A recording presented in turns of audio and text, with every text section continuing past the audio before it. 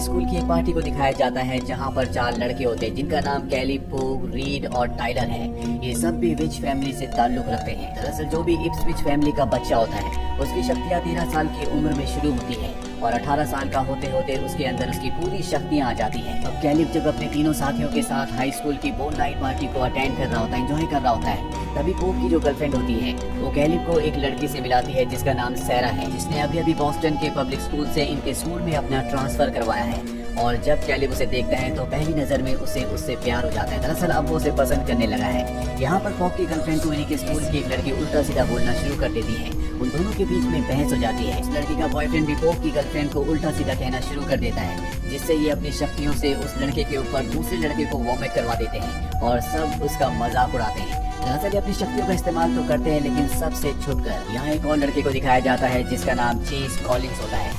इस लड़के ने अभी अभी इनके हाई स्कूल में एडमिशन लिया है, लेकिन इससे पहले कि इनकी मुलाकात आगे बढ़ती यहाँ पर पुलिस आ जाती है क्योंकि ये पार्टी में नशीली चीजों का सेवन करते हैं, इसीलिए सबको यहाँ से भागना पड़ता है। लेकिन पुलिस कैलिब और उसके तीनों साथियों का जो कि इप्सविच परिवार से बिलोंग करते हैं उनकी गाड़ी का लगातार पीछा कर रहे होते हैं और तभी पुलिस की आंखों के सामने ये अपनी गाड़ी को खाई से नीचे कूदा देते हैं। इससे पहले कि पुलिस को कुछ समझ में आता वही गाड़ी पुलिस की गाड़ी के पीछे आती है और ये पुलिस को चकमा देकर यहाँ से भाग जाते हैं। और कैलिब जब अपने घर जाता है तो उसकी मॉम उसे बताती है कि जल्दी तुम 18 साल के होने वाले हो, जिसके बाद तुम्हारा डिसेंडेंट होगा और तुम्हें तुम्हारी पूरी शक्तियाँ मिल जाएंगी। लेकिन इन शक्तियों को तुम्हें बहुत सोच समझ के इस्तेमाल करना होगा, क्योंकि जितना तुम इन शक्तियों को इस्तेमाल करोगे उतना ही तुम इन शक्तियों की आदी हो जाओगे। और ये शक्तियाँ असीम है। ज्यादा शक्तियाँ इस्तेमाल करने से तुम्हारी उम्र बहुत तेजी से बढ़ेगी, जिस तरह से तुम्हारे पिता की बढ़ी थी। दरअसल कैलिब के पिता ने अपनी शक्तियों को बहुत ज्यादा इस्तेमाल किया था, इसीलिए मात्र 40 साल की उम्र में उसके पिता बूढ़े हो गए थे। इसीलिए कैलिब की मॉम कैलिब के लिए बहुत ज्यादा चिंतित होती है। वहीं दूसरी तरफ जिस जगह पार्टी चल रही थी वहाँ पुलिस को गाड़ी में एक लड़के की डेड बॉडी मिलती है,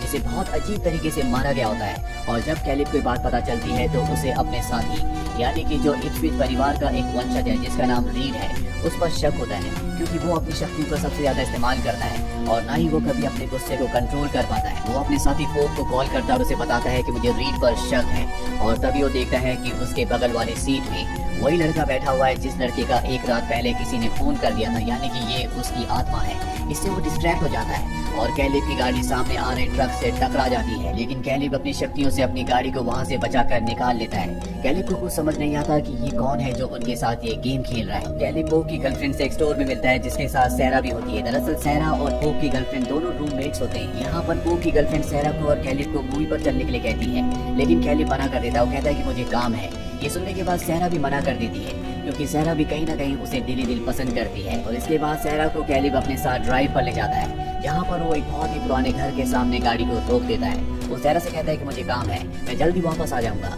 और इसके बाद वो सैरा को गाड़ी में छोड़कर उस घर के अंदर चला जाता है, जहाँ पर कैलिब के पिता रहते हैं, जो बहुत जल्दी अपनी ज्यादा शक्तियों को इस्तेमाल करने की वजह से बूढ़े हुए हैं। कैलिब उन्हें यहाँ पर उनकी दवाइयाँ देने के लिए आता है। इसके बाद कैलिब यहाँ से निकल जाता है और वो सैरा के साथ एक नाइट क्लब में जाता है, जहाँ पर कैलिब के बाकी दोस्त भी होते हैं। और तभी यहाँ पर रीड का कुछ लड़कों से झगड़ा हो जाता है। वो अपनी शक्तियों का इस्तेमाल ना करे, इसीलिए कैलिब उसे अपने साथ बाहर ले जाता है और उसे समझाने की कोशिश करता है, लेकिन रीड के अंदर बहुत ज्यादा गुस्सा है, इसीलिए कैलिब की कोई बात नहीं सुनना चाहता। वो कैलिब के ऊपर अपनी शक्तियों से हमला कर देता है, लेकिन कैलिब इन चारों में सबसे बड़ा है, इसीलिए उसके अंदर सबसे ज्यादा शक्तियाँ हैं। वो अपनी शक्ति से रीड को दूर फेंक देता है। इसके बाद रीड यहाँ से चला जाता है और अब कैलिब को पूरी तरह से विश्वास हो जाता है कि जिस लड़के को मारा गया था, जिसकी बॉडी गाड़ी में मिली थी, वो ना हो उसे रीड नहीं मारा है। वही रात को सैरा को दिखाया जाता है जिसके बेड के चारों तरफ बहुत सारी मकड़ियाँ आ जाती हैं। उन्हें देखकर वो डर जाती है, उसे कुछ समझ नहीं आता कि ये मकड़ियाँ कहाँ से आई और अगले पल उसकी आंखें खुल जाती है। दरअसल वो ये सपना देख रही थी। अगले दिन वो स्कूल की लाइब्रेरी में जाती है, जहाँ पर वो मैजिक की एक किताब को पढ़ती है जिसमें मकड़ियों का जिक्र होता है, जिसे पढ़ने के बाद उसे समझ में आ जाता है कि उसके साथ कुछ न कुछ गलत हो रहा है। दरअसल सैरा और कैलिब अब दोनों एक दूसरे से प्यार करते हैं। ये दोनों के दोनों रिलेशनशिप में हैं। वहीं दूसरी तरफ हमें कैलिब को दिखाया जाता है जो अपने एक दूसरे स्टूडेंट जिसका नाम चेज है, जिसने अभी अभी स्कूल में एडमिशन लिया है, उसके साथ स्विमिंग की रेस करता है। और जब ये दोनों के दोनों रेस कर रहे होते हैं तभी कैलिब देखता है कि चेज की आंखों का रंग बदल गया। दरअसल उसने उसके ऊपर जादू कर दिया होता है। इसके बाद कैलिब स्विमिंग पूल की दीवार से टकराकर बेहोश हो जाता है और जब उसे होश आता है तो अपने साथियों को बताता है कि उसने कैलिब की आंखों के रंग को बदलते हुए देखा था। और अब इन सबको कैलिब पर शक है। इसीलिए रात होने पर ये स्कूल के एडमिशन रूम में जाते हैं, जहाँ पर कैलिब की पूरी फाइल होती है। और उस फाइल को पढ़ने के बाद उसे पता चलता है कि कैलिब के माता पिता बचपन में ही मारे गए थे, जिसके बाद उसे गोद ले लिया गया था। और इसी साल जब वो 18 साल का हुआ तो वो भी मारे गए। और अब इन्हें कैली पर पूरी तरह से शक है कि वो न वो भी इन्हीं में से एक है, और इस बात का अब ये किसी भी कीमत पर पता लगाना चाहते हैं। दरअसल इप्सविच के जितने भी खानदान हैं उन सब की डिटेल्स की एक जादुई किताब है, और अगर इन्हें चेज के बारे में पता लगाना है, उसका सच जानना है, तो इन्हें उस किताब तक पहुंचना होगा। वहीं अगले दिन स्कूल में प्रिंसिपल चेज को बुलाते हैं और उसे कहते हैं कि हमारे स्कूल के जिस स्टूडेंट की बॉडी कार में मिली थी उसी कार के पीछे तुम्हारा आई कार्ड भी था। ये आई कार्ड वहाँ पर कैसे आया? चेज कहता है कि ये आई कार्ड खो गया था और बड़ी आसानी से प्रिंसिपल की बातों को घुमाकर टालकर वहाँ से निकल जाता है। वहीं कैलिब अपने साथियों के साथ उस किताब तक पहुँच जाता है जिस किताब में इप्सविच फैमिली के हर एक इतिहास के बारे में लिखा है। इस किताब में लिखा होता है कि इप्सविच के 5 खानदान थे, जिसमें से 4 खानदान तो वो हैं जिन चारों के ये वंशज हैं, और 5वां खानदान जिसे मार दिया गया था उसका वंशज और कोई नहीं बल्कि चेज है। इन्हें पता चल चुका है कि चेज भी इन्हीं में से एक है। यहाँ पर कैलिब को रीड पर शक होता है कि अब तक जो भी घटनाएं हुई है उन सब के पीछे रीड का हाथ है, लेकिन रीड यहाँ पर कसम खाता और कहता है कि आज तक जो कुछ हुआ है उसमें मेरा कोई हाथ नहीं है, मैंने कुछ भी नहीं किया।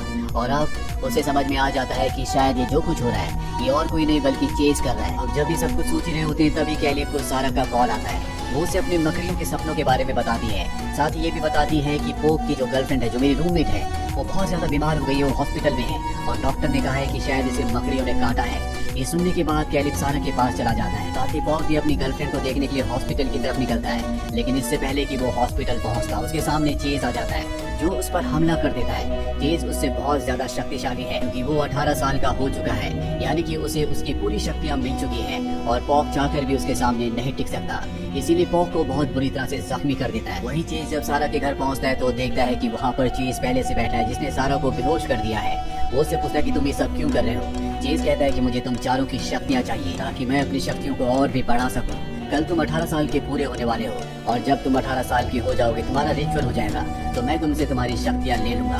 वो ये भी बताता है कि गाड़ी में जिस बच्चे की मौत हुई थी उसे मैंने ही मारा था क्योंकि उसने मुझे मेरी शक्तियों का इस्तेमाल करते हुए देख लिया था। कैलिब उसे समझाने की कोशिश करता है कि तुम ऐसा नहीं कर सकते, तुम अपनी शक्तियों का जितना इस्तेमाल करोगे तुम्हारी उम्र उतनी जल्दी बढ़ जाएगी।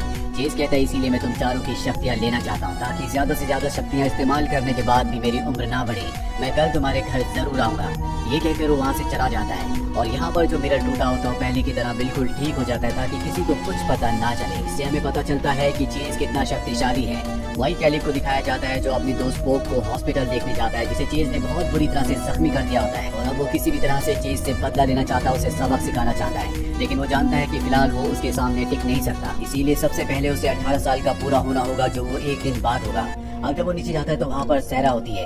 सहरा उससे पूछती है कि मैं सब कुछ जानना चाहती हूँ कि तुम कौन हो और ये सब जो हो रहा है वो क्यों हो रहा है। इसके बाद वो सहरा को उसी घर में ले जाता है जहाँ पर उसके पिता रहते हैं जो कि 40 साल की उम्र में ही बहुत ज्यादा बूढ़े हो चुके हैं। सहरा को कुछ भी समझ में नहीं आता, इसीलिए कैलिब उसे अपनी जिंदगी का पूरा इतिहास बताता है, साथ ही अपने तीनों दोस्तों के बारे में भी। वो बताता है कि मेरे पिता ने अपनी शक्तियों को बहुत ज्यादा इस्तेमाल किया था, इसीलिए वक्त से पहले वो बूढ़े हो गए और अब चेज हमारी शक्तियों को लेना चाहता है। अगर मैंने उसे अपनी शक्तियाँ दे दी तो मेरी मौत हो जाएगी। इस बात से सारा बहुत ज्यादा घबरा जाती है क्योंकि वो कैलिब से प्यार करती है। अगले दिन दिखाया जाता है कि कैलिब आज 18 साल का पूरा हो चुका है। वो घर पर अपने परिवार के साथ होता है। कैलिब जानता है कि चेज किसी भी कीमत पर सारा को नुकसान पहुंचाएगा क्योंकि उसे पता है कि कैलिब उससे प्यार करता है, इसीलिए वो अपने दोनों साथियों को कहता है कि तुम सारा को लेकर किसी डांस पार्टी में चले जाओ।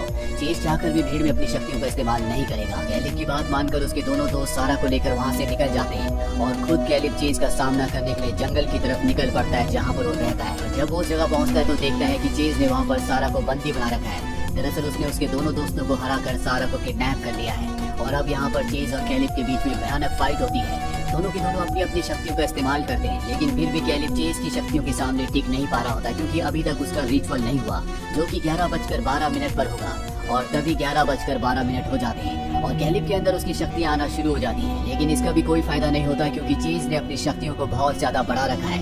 वो अब भी पूरी तरह से कैलिब को कंट्रोल कर लेता है। वहीं कैलिब के घर पर कैलिब की मॉम को दिखाया जाता है जो कैलिब के डैड के पास जाती है और उनसे कहती है कि तुम्हारे बेटे को तुम्हारी जरूरत है, मैं चाहती हूँ कि तुम अपनी शक्तियाँ उसे दे दो। कैलिब के पिता जो कि बहुत ज्यादा बूढ़े हैं वो अपने बेटे को बचाने के लिए अपनी सारी की सारी शक्तियाँ अपने बेटे कैलिब की बॉडी में ट्रांसफर कर देते हैं, जिसके बाद उनकी मृत्यु हो जाती है। वही कैलिब की शक्तियाँ बहुत ज्यादा बढ़ जाती है और कैलिब अपने एक ही वार से चेज को मार देता है जिससे चारों तरफ आग भी लग जाती है। सुबह होने पर यहाँ पर फायर फाइटर्स आते हैं और वो कैलिब को और सारा को बताते हैं कि यहाँ पर हमें किसी की डेड बॉडी नहीं मिली। जो सुनकर ये दोनों के दोनों परेशान हो जाते हैं क्योंकि अगर चेज की डेड बॉडी नहीं मिली इसका मतलब ये है कि वो अब भी जिंदा है, वो सरवाइव कर चुका है, कि वो कहाँ है किसी को कुछ नहीं पता। इसके बाद ये दोनों के दोनों गाड़ी से इस जगह से निकल जाते हैं। वहीं हॉस्पिटल में हमें फोग और उसकी गर्लफ्रेंड को दिखाया जाता है, जो दोनों के दोनों अब पूरी तरह से ठीक हो रहे हैं। इसी के साथ ये कहानी यहीं पर खत्म हो जाती है। ये फिल्म ईयर 2006 में रिलीज हुई थी। IMDb पर इसकी रेटिंग है 5.1। उम्मीद करते हैं